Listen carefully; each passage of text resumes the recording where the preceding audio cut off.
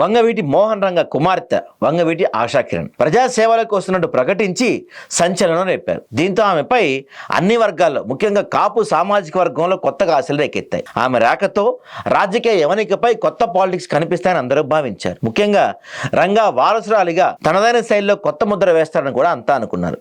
అయితే ఆమె వ్యవహారం ఇప్పుడు చప్పగా మారిపోయింది. తొలి రోజు ప్రజాసేవ కోసం వస్తున్నట్టు ప్రకటించిన ఆశాకిరణ్ చాలా ఆచితూచి మాట్లాడారు. వివాదాస్పద రాజకీయాలు చేయమని చెప్పారు.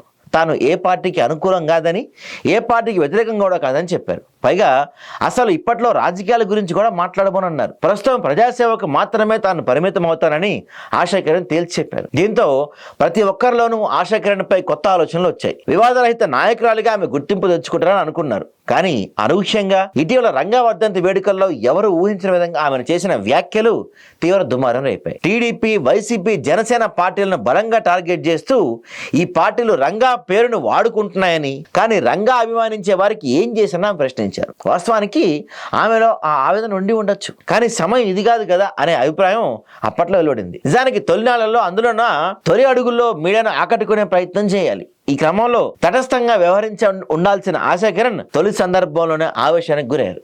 తద్వారా మీడియాకు దూరం అయ్యారు. ఆశాకిరణ్ ప్రజాసేవలో వస్తున్నట్టు ప్రకటించిన దరిమిల ఆమెకు బలమైన ప్రొజెక్షన్ లభించింది. కానీ ఎప్పుడైతే 3 పార్టీలను మూకుడుగా విమర్శించారో అప్పుడు ఆమెకు ప్రొజెక్షన్ ఆగిపోయింది. దీంతో తొలి అడుగులోనే ఆశాకిరణ్కు ఊహించిన దెబ్బ తగిలినట్టయింది. ముందు ఆమె పుంజుకొని ప్రజల్లో సానుభూతి, రంగా పవనాలను దక్కించుకున్నాక ప్రశ్నించి ఉంటే బాగుండదనే అభిప్రాయం బలంగా వ్యక్తమవుతుంది.